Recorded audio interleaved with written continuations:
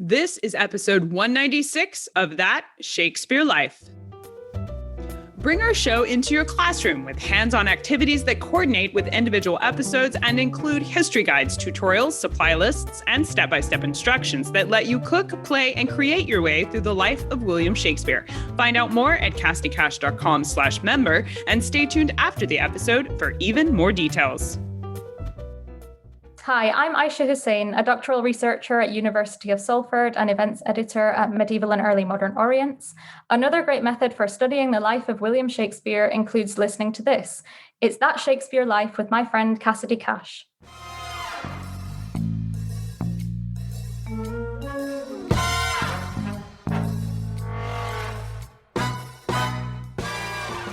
I was struck by a phrase and wondered whether it related to a literal act, and I found out that I was right. And the phrase was the idea, I wash my hands of this. You know, if you've heard that phrase, someone says, I wash my hands of this. It's removing yourself from responsibility, isn't it? Because if the hand is a symbol of agency, washing it is like you're literally getting rid of something you've done.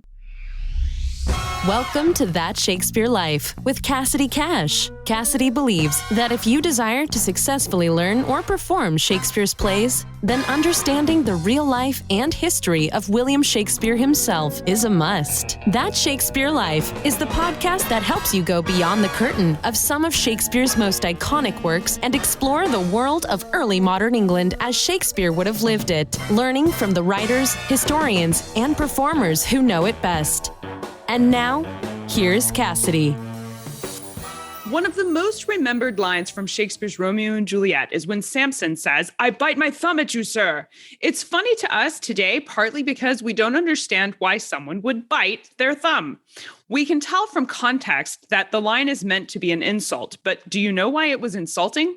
Culture of the 16th to 17th century, when Shakespeare wrote lines about biting thumbs or making figs, were similar gestures to giving the finger, or even milder gestures like putting your hand on your hips to indicate impatience. We recognize the cultural gestures of our own lifetime, like hook 'em horns or the AOK symbol, but Shakespeare had these same kinds of specific body language communications as well that were just as well known for his audience as a facepalm might be for us today.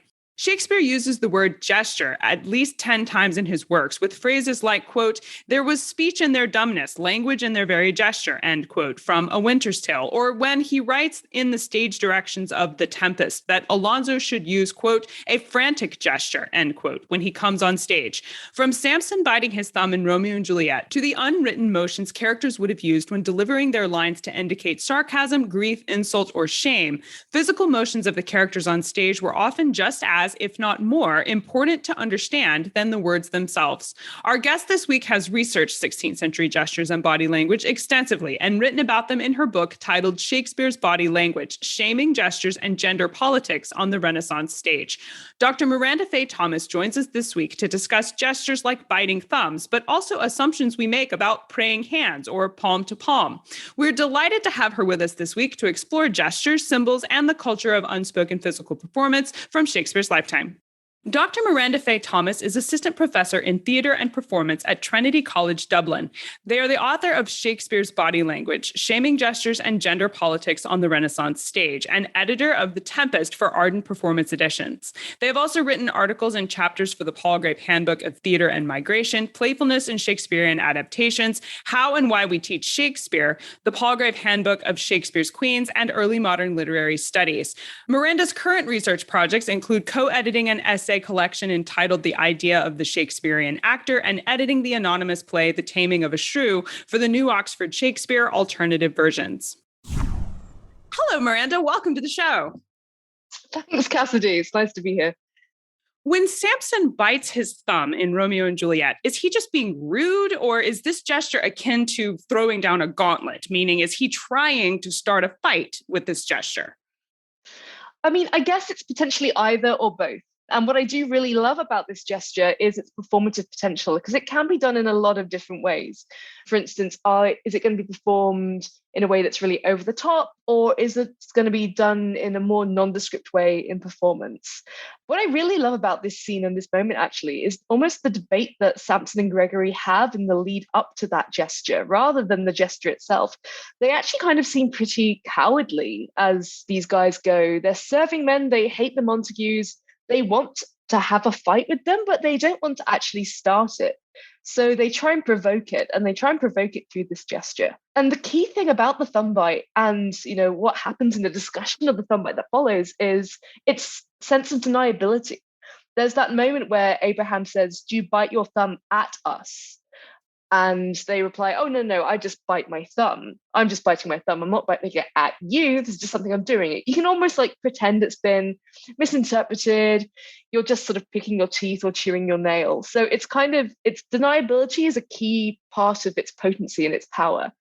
But I think what is really cool about the thumb bite is it's such an act of bravado. I mean, that's what you can say about a lot of vulgar gestures, I guess, is that they're acts of bravado. But at the same time, they are just acts. And the thing that I always think about gesture is that it isn't action itself. You're kind of gesturing towards an idea, but you're not fully committing to it. So I love the kind of the performativity of this. I think the scene brings up so many kind of interesting ideas about toxic masculinity, these moments of bombast, braggadocio, wanting to act the big man. And that's a great way of beginning this play, with this real kind of action that spurns on the violence that Romeo and Juliet is only going to continue with. The phrase "making figs" comes up in Shakespeare's plays, and this is known to be one of these vulgar gestures that you're talking about. But Miranda, what would this gesture have looked like for someone to do on stage, and why is it considered obscene? That's such a good question, because making figs is really a gesture like the thumb bite that many people don't have familiarity with. They're sort of sometimes available around the world in other parts of the world today, or in other kind of societies and other kind of patches of time. If we can go back in time travel, you're probably going to see far more figs being made or thumbs being bitten. Making a fig is when you put your thumb between the first and the second finger. It's sort of like you're inserting the thumb between those two digits. I mean, the thumb is potentially considered to be a phallic symbol. So I guess the idea, the association of putting your thumb between the first and second finger is a sense of, telling someone to, go F themselves, I guess. I mean, the idea of figs and the association with kind of trying to humiliate, I suppose, comes back to the very first act of shame recorded in the Bible, the discovery of nakedness, being ashamed, and then covering the newly shameful parts of yourself with fig leaves. So there's a kind of association of, vulgarity and nakedness there. Figs were also used by the Spanish in this period. They were said to use poisoned figs to bump off their enemies. So I suppose the connotation can also be something along the lines of drop dead. It's a gesture that we see a little bit more often than the thumb bite, actually. It's used in Dante's Inferno. The thief Vanni Fucci, he makes figs with his hands. He actually aims them at God. There's a bit in the Inferno where he's in hell and he throws up both hands and both their figs and roars, "Take that, God, they're aimed at you." It's a gesture that kind of goes back pretty far. On a kind of more disgusting note, there's the legend of Barbarossa, who in 1162 humiliated the defeated Milanese army by forcing the prisoners to pull figs out of the anus of a mule with their teeth. So I think that I'm just seeing the response there. I'm usually prepared for the answers that my guests give to these questions, and I have to say I didn't see that one coming. I'm so sorry. No, it's okay. I had no idea that association. Yeah, I mean, it proves the point, though, that, you don't need to know all of these associations for, the meaning to kind of become clear. What I think is interesting about the way that gestures accumulate meaning is that it's almost a collage approach. There are kind of different things that, different stories, different associations that over time build up to this kind of overall picture of this is associated with something dodgy or dirty in some way. You don't have to know every single one of these stories, but if you know a couple of them, they're going to stick. That's going to mean that you have that association, that connotation of vulgarity in some way. So yeah, I guess apologies for shocking you, but a nice little bit of history there, if you're interested in humiliation. It accurately brings the understanding I think is necessary behind that gesture. It's not just insulting, it's hugely insulting. And you see exactly why they would use the phrase and the gesture as well. So no apologies needed. Yeah.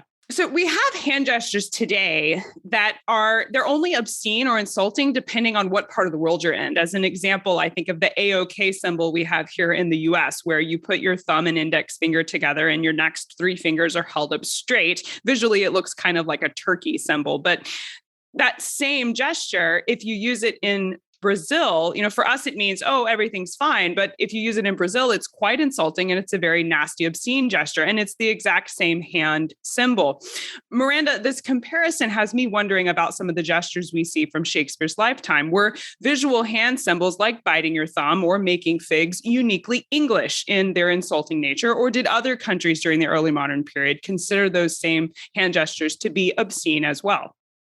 This is such a good question. And it's a really important thing to note that gestures aren't universal. And really, the response I have to this is that I don't really think the thumb bite is especially English at all.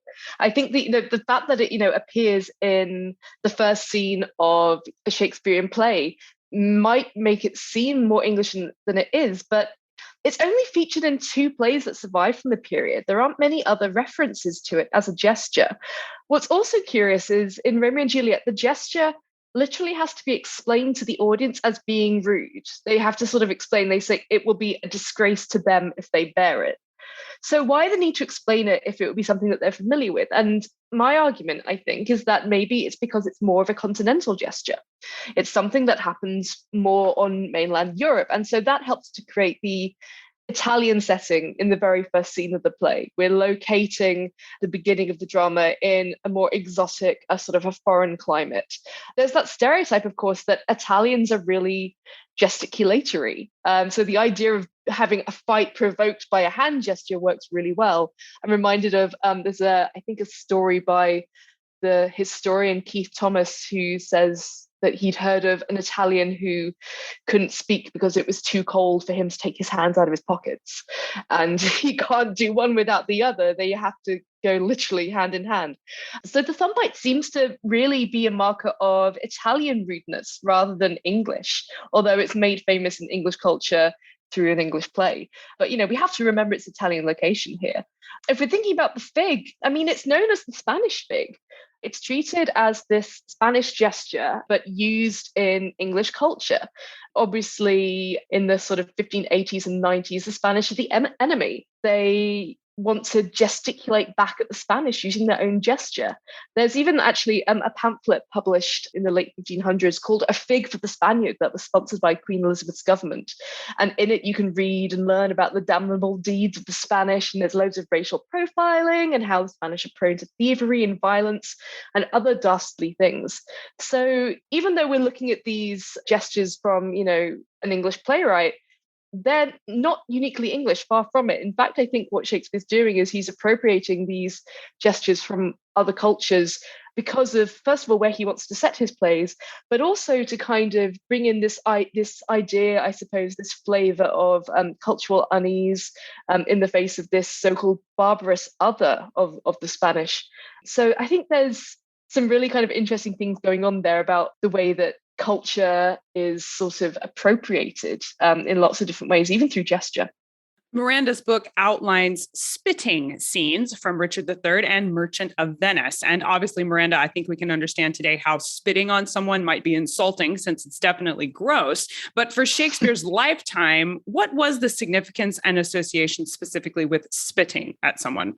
I should say that maybe my book isn't as gross. It isn't all about gross things. There are a few gross things in it. What I think is useful to think about is germ theory isn't a thing until the 19th century. There isn't a sense of spit being icky because it contains stuff that spreads diseases, but it's still considered rude. It's still bad etiquette. The other thing that I always think about is, I suppose, teeth hygiene back then. They didn't have toothpaste with fluoride in it or anything like that.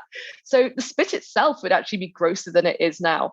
In terms of its associations, if you're being spat at, it marks you out as unclean. You've revolted the person who spat at you. So the spittle sort of becomes a symbol of that disgust. There's also a kind of apotropaic function, the idea that spitting could ward off evil, it could avert witchcraft.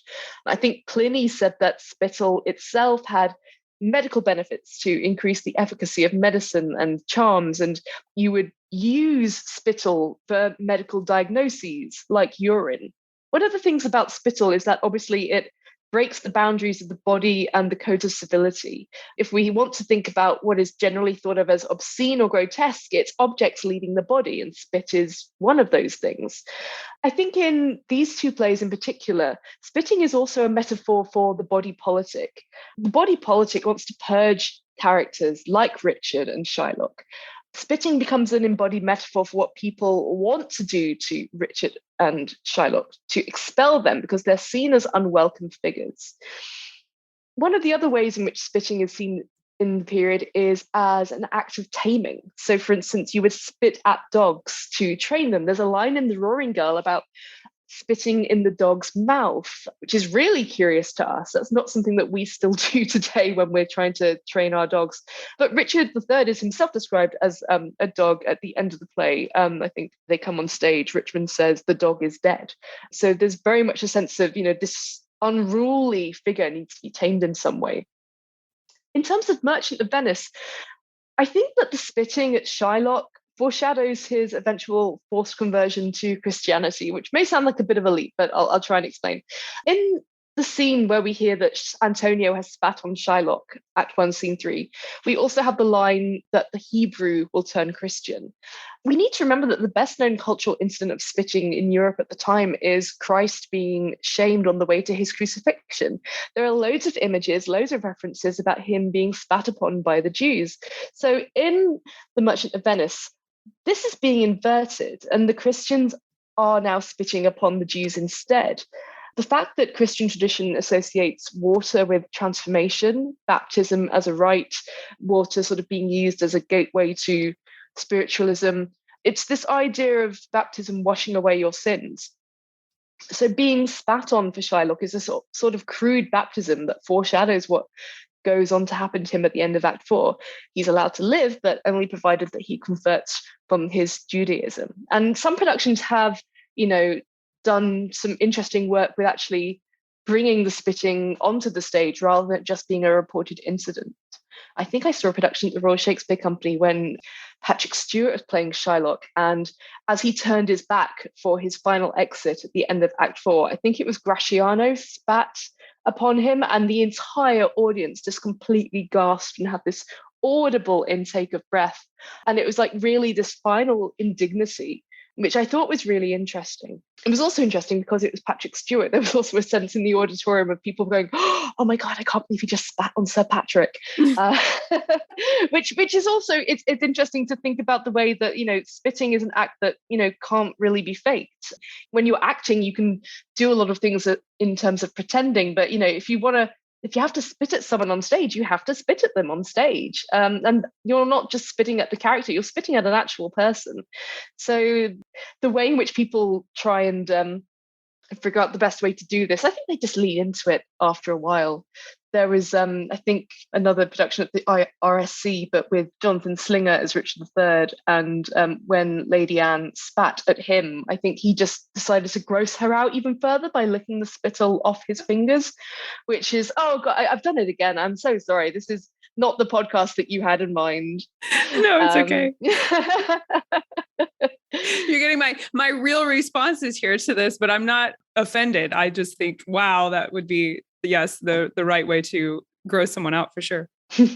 During Shakespeare's lifetime, school was based very heavily on drama and physical bodily performance on stage specifically. So I wonder if there were any cultural gestures that boys would have actually been taught in school as a part of standard education. Yeah, learning rhetoric was a major part of the grammar school education. So he would have been learning how to use gesture as part of a rhetorical skill. He's obviously not going to be learning about rude gestures in class, maybe after school with his friends or seeing stuff in the street afterwards. Well, yes, but I mean like making eye contact or holding your hands in front of your body when you're speaking and things like that. Yeah, absolutely. So there are set texts by people like Quintilian, his De Oratore, and Cicero's De Officiis, which taught him lessons about using speech deliberately, but also these kind of studied acts of gesture. Cicero said that action is truly the body's speech. Demosthenes said that the most important elements of rhetoric were delivery, delivery, delivery. In fact, Quintilian wrote that Demosthenes would practice speaking in front of a mirror so as to create the best effect, using the right gestures, using the right posture, the right stance. So the idea of practicing in front of a mirror is kind of echoing Hamlet's advice to the players later on, to hold a mirror up to nature, create this sort of sense of ease and naturalism. Cicero, who Shakespeare would have studied, said that we must attempt nothing contrary to universal nature. He asks for a constancy and moderation of every word and action, which again reminds us of the advice, suit the action to the word to the action, the idea of kind of creating this naturalism in performance, the sort of best version of yourself almost, which I think is an interesting thing to kind of consider. The sort of use of gesture to underline a point, to, place your hand on your heart at useful moments of sincerity. There are, loads of instances like this where you have these strategies of gesture being deployed for rhetorical effect. It always amazes me to sort of look back at the grammar school education Shakespeare would have had, because he would have left school as a teenager, sort of 16 or so. But if you'd gone to a grammar school and had your education there and sort of left at 16, you'd have the kind of knowledge that you'd need a BA in classics for now. It was Latin and Greek all day, every day, and it was literally beaten into you. It always amuses me when people come up with the idea that Shakespeare didn't write the plays because he didn't go to university. What he needed to know, he could have learned at school through this very rigorous classical education, which teaches him so much about the idea of action as well as composition. And there are so many kind of ways in which you look at the ways in which orators were studied, and you think, well, okay, yeah, they're really kind of bringing that into the idea of, I suppose, acting in the period becoming more sort of developed and interesting and nuanced and personal and sort of more psychologically real. And all of that comes from, this oratorical tradition. Now, these gestures are so very visual, and a lot of them, as you mentioned, are built into the culture of society and not necessarily things that we have manuals written down for. Now, some of them are explained, as you mentioned in the text of Romeo and Juliet. The actors actually explain, hey, I'm making this hand gesture and here's what it means. But for the others that are just visual gestures, how do we know which ones were used? Where did we get the information on what the hand gestures were? What's interesting, I think, is, it often comes down to people talk to me about stage directions and they sort of say, well, where are these gestures? How do you know that they're there? Sometimes in the script we have a stage direction and sometimes we don't. But either way, the need for a gesture is often coded into the language of the script. There's a moment in Othello when I think Iago says, do not rise yet. Now, there hasn't been a stage direction that says Othello kneels, but clearly the language implies that he already is, and that is already happening. So similarly, there's no stage direction for he bites his thumb. Abraham asks, do you bite your thumb of Sampson? So Sampson must have done it. So what you can do is sort of work backwards from what the lines of the text say and sort of insert stage directions as imperatives to action after the fact, because otherwise the script just won't make sense. We do have stage directions that are quite useful. For instance, the only other example of thumb biting in a surviving play from the period is preserved by a stage direction. It's in the anonymous play Dick of Devonshire, and a character called Tiago comes off worse in a fight, and as he exits, the stage direction says, exits biting thumbs. which I just think is lovely. So we do have some stage directions, but we do have moments where it clearly is just implied by what's happening within the script. Obviously, what this doesn't account for are all the gestures used on stage in the heat of the moment to accompany the words. The script doesn't record or account for every single piece of movement or posture. And so we can only recover so much. There are ways, I think, in which we can try and get a little bit closer to thinking about the ways in which gesture and deportment kind of work in the period, particularly if you want to look into the original practices movement by staging these plays in sort of archetypes or replica theatres, thinking about, what those spaces shape your body into doing, or wearing original practice costumes. How does that help you hold yourself differently? How does that lend meaning to the words and the actions that are kind of being shaped by the fact that you're stitched in quite tightly often to, a very unforgiving garment? So there are kind of lots of ways in which you can kind of try to recover. But obviously the thing is about gestures is that they are ephemeral. They're written on the air and then they disappear. When I started doing this research, I was very kind of lost at sea for a while. But I think if you kind of look closely, you can find it. And for the most part, it's there within the language of the script itself. One of the most famous scenes in Shakespeare's Macbeth is that of Lady Macbeth trying to wash away blood from her hands. And Miranda, honestly, I didn't think of this as a significant gesture from a historical context until your book pointed that out. So I'd like to ask you to explain for us, why is Lady Macbeth washing her hands incessantly? And why is that seen as a specific shaming gesture? I think the assumption is that, she's been involved in murder and these would be the natural ravings of a woman plagued with guilt. But you mentioned it might be more. Yeah, I mean, I was struck by a phrase and wondered whether it related to a literal act. And I found out that I was right. And the phrase was the idea, I wash my hands of this. If you've heard that phrase, someone says, oh, I wash my hands of this. It's removing yourself from responsibility, isn't it? Because if the hand is a symbol of agency, washing it is like you're literally getting rid of something you've done. So the hand washing gesture of repeatedly washing your hands is referred to a really cool book from 1644 by John Bulwer called Chirologia and Chironomia. It's this kind of anthology, really, of gestures, which is so cool. He has lots of images of them, and he describes the hand washing as a show of innocence gesture to declare that you don't have a hand in any foul business. And so it's the cleansing motion that denotes the cleanness of their actions. He talks about it as a hieroglyph of innocence, which I love.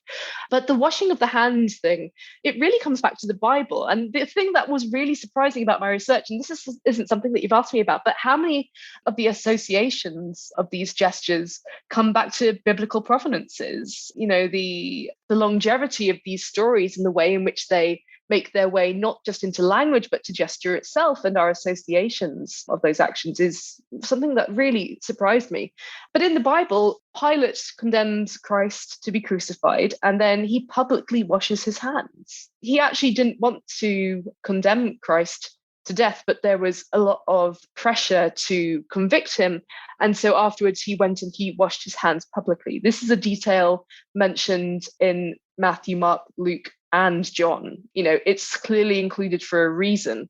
There's another reference I think it's in Psalms, that says, I wash my hands of innocence. Of course, the thing about all this is Lady Macbeth is guilty as hell. It's a gesture of apparent innocence, but that's sort of the point. She wants to appear innocent precisely because she isn't.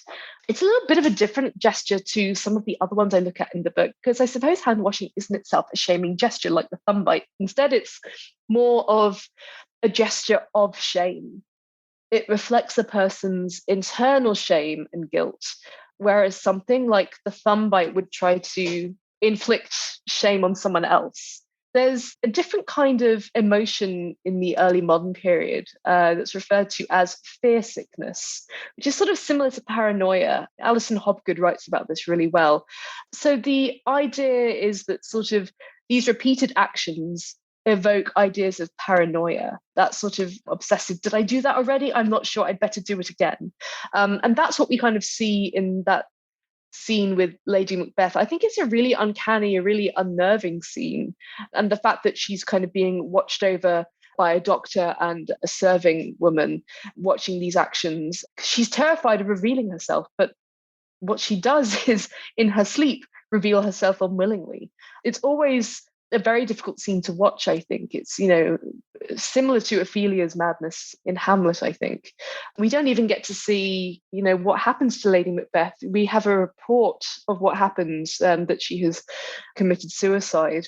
So it really is a sort of a symbol of this sort of degeneration of this sense of the mind not being able to let go of a particular action and playing it over and over and over again until that's the only thing that she can think about.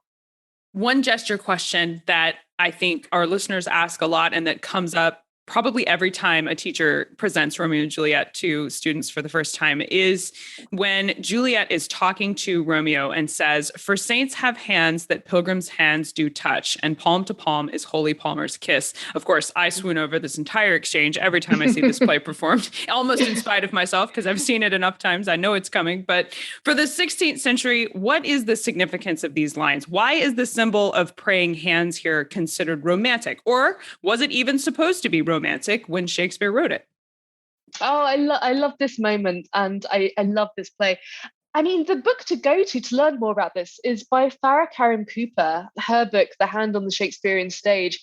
She talks about the scene, and she talks about it not just in terms of love at first sight, but love at first touch, which I think is just lovely. Her focus on why this gesture happens is focused on tactility and intimacy. In terms of it being romantic or sexy, the palm in this period is one of the most intimate places of the body. She talks about how touching a woman's palm is far more erotic than we might imagine today. If you think back to the idea of, the belief in palm reading, the idea of the hand being where your secrets are written upon you. The hand is this marker of identity and reflects your inner thoughts, similar to the face in some ways. It's also a moister part of your body. It's warmer, again, that lends itself to kind of great intimacy. Farah also talks in her book about the religious connotations, how particular rituals involve the hands in acts of devotion. Hands can evoke spiritual acts, and the laying on of hands, touch can transfer the divine onto the mortal. She talks about the fact that kissing hands or lips is a relatively common practice, but what Farah observes is that palm-to-palm touching really only happens in courtly dances and isn't really mentioned in the books on decorum that we have from the period. So when Romeo and Juliet finally do kiss at the end of that sonnet, she says that the threshold of intimacy has already been crossed through what the hands have done. So actually the hands kiss first, and that in itself is a big, exciting, romantic moment. The kiss just kind of confirms that. They're just confirming what the hands have already done. So Farah does a great reading of this. It's a really fantastic book. She supervised my PhD, so she sort of started me off on this odyssey of gesture. So I have a lot to thank her for. We'll be sure to link to her book in the show notes for today's episode. And I appreciate you clearing that up. I know we would love to learn more about gestures from Shakespeare's lifetime. And of course, reading Miranda's incredible book is perhaps the best way to do that. However, Miranda, even if your book does refer to a few places that we can explore in this area, I wonder if you would mind sharing with us some of your favorite books and resources, in addition to Dr. Kareem Cooper's book, that we can use to learn more about gestures from Shakespeare's lifetime. Of course. Well, Farah's book is obviously a great place to start. I also really enjoy Darren Tunstall's Shakespeare and Gesture in Practice. That's a really good read. I think that's published by Routledge. If you want to go to something from the period, John Bulwer's Chirologia and Chironomia that I mentioned earlier, the treatise from 1644. Bulwer is almost approaching gesture as a kind of scientific inquiry, but really it's more of a cultural study. It's a collection of gestures and their histories and their associations. The images in it are really interesting. And actually, Bulwer's interest in gesture meant that later he wrote about communicating with the deaf and the dumb. He was really interested in sign language. So moving on from, gesture as representative into something that could fully communicate as a language in its own right. In terms of my book's approach to the emotion of shame and humiliation, Ewan Furney's Shame in Shakespeare is a really important book that sparked an interest in shame and what it means for me. I was looking at it the other day and I suddenly realized it was published 20 years ago, which just seems absolutely astonishing because it was relatively recent when I started my PhD, but such is the passage of time. These are excellent resources for sure, and we will link to these in the show notes for today's episode. So make sure you stop by there after the show to find that and all the good stuff we pack in the show notes here at That Shakespeare Life. Now, Miranda, we asked everyone this next question here at That Shakespeare Life, and that's, what's the one book you would take with you on a deserted island? My friends in England tell me I'm supposed to allow you the complete works of Shakespeare and a copy of the Bible. So your choice would be in addition to those. This is the best question ever. Huge fan of Desert Island Discs. Total dream to to be on there one day. You know what? You would probably expect me to pick something early modern, but I'm going to go in a completely opposite direction and pick Evelyn Waugh, Decline and Fall, which was the first novel that he wrote. It's really short, really, really short novel, but I figured if I have a complete works of Shakespeare and a Bible, something a bit pithier and compact might be a bonus. It's just such a great comic novel. The economy of the writing is superb. It's that thing that you often see in comedy where really funny stuff seems really kind of simple to create because the prose has such a flow and an ease to it, and the characterizations that he draws seem so familiar to us, but it's the work of an absolute master. It really is absolutely fantastic. There's no extraneous material in this novel whatsoever. It's a great example of brevity really being the soul of wit. He's just able to create these character sketches out of just, a couple of really well-chosen details. And you know exactly who these people are and the kind of English institutions that he's sending up. So I would choose Evelyn Waugh, Decline and Fall. I think you would be making a great choice with that selection for your desert island for sure. So what's next for you? What are you working on now that you're excited about?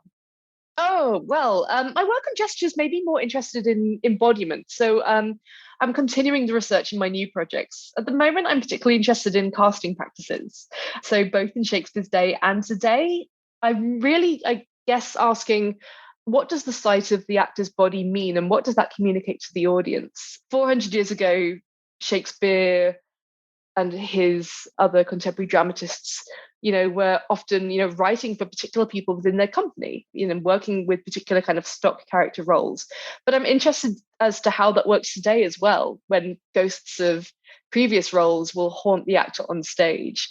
If you look at, say, David Tennant being cast as Hamlet or Benedict Cumberbatch being cast as Hamlet, how do their roles as the Doctor or as Sherlock get projected onto the performances that they end up producing in a Shakespearean production? So, I think that the next book I write is going to be about casting in Shakespeare, because I love the idea of the actor as a blank canvas, but I just don't think it's true. I think audiences are always going to be projecting these cultural memories onto these actors. And I think, obviously, any book about casting would be looking into identities of race, of gender, and the way that these kind of expectations are being played on in modern productions. And so to think more about access, inclusivity, and agency is something that I'm really keen to dip into. I'm also working on an edited collection of essays at the moment called The Idea of the Shakespearean Actor, which continues this kind of thinking. This is with my friends and colleagues, Sally Barndon and Emma McHugh. It's really a collection that asks, what is a Shakespearean actor and who's traditionally been given that moniker? Who is allowed to be one? And so I hope that it's a book that will question ideas about representation, about canon formation, about agency, and all of these things that are sort of tied in with our kind of notion of what Shakespeare represents. I think those are excellent points of research. There's a new show. I think yesterday I saw a trailer on TV for a new show coming out starring Jeremy Renner, and I watched it. And my actual comment to my husband was, I know he's playing someone else here, but all I see is Hawkeye. And so I think it's really neat to bring that perspective into plays and performance and ask the question, how did we change what happened by who we put there? So we'll look forward to seeing all the new research coming from Miranda Fay Thomas. And we thank you so much for spending part of your time here with us today to take us into the history of body language and gesture. This has been a really fun conversation, and I thank you for being here. Thank you, Cassidy.